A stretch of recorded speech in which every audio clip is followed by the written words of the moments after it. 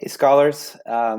Welcome to day 2 of online learning. Yesterday was actually a lot of learning for myself and your teachers because we kind of figured out how to better use this in terms of how to give you assignments in the quickest, easiest, clearest way possible.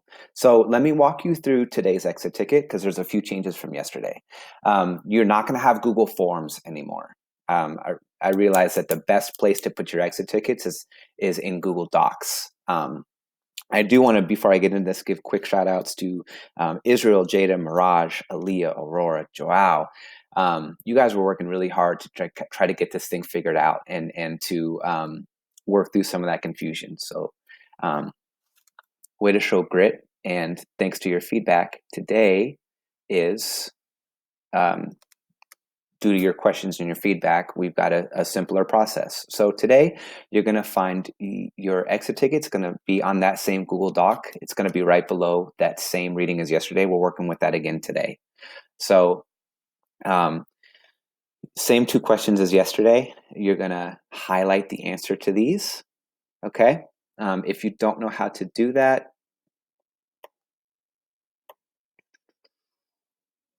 you highlight which answer you want to pick, and then right here, you can highlight it. You can choose your own color because you're big kids. All right.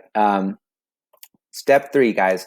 Some of these questions I'm asking you just to explain it yourselves, just to explain it using your own words. It's not every question I ask is to be an ASAC response.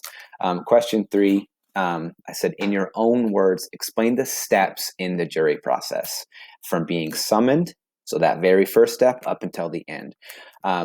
Just walk me through the steps of how one gets asked to be in a jury all the way to the end of the trial.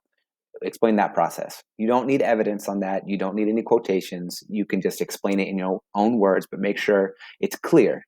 You can use numbers if you want, or you can use transition words. First, second, third. Question 4.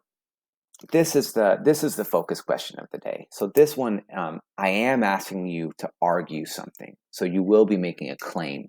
You're not really making a claim like in step 3. You're just explaining something to me, how something works. Question 4, you're making a claim.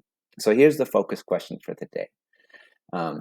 Did Calvin, the authors of the American Jury, did Calvin and Cecil use remarkable? You see up in the first sentence, it says the Anglo-American, and Anglo, guys, means Western European.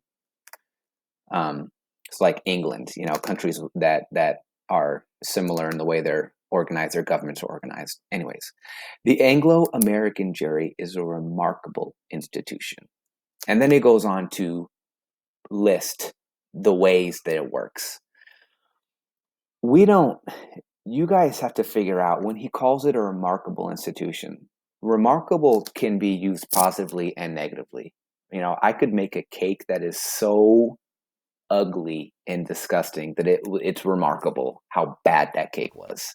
Or I could make a remarkable cake that is, beautiful and tastes delicious. Remarkable can kind of go either way. So your focus question of today is, did Calvin and Cecil use remarkable in a positive or negative sense when they wrote the American Jury?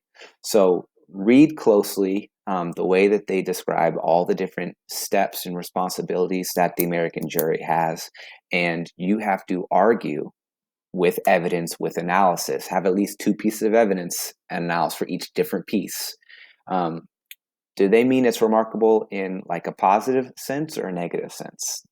All right, that's going to be your assignment for today. That's the one that's going to be graded the heaviest. All right. Miss Jenny is holding office hours today. I will include a link to her Zoom room in today's announcements, as well as a time reminder. All right. Hope you guys are doing well. Thank you for your hard work and your feedback yesterday, and can't wait to see your responses.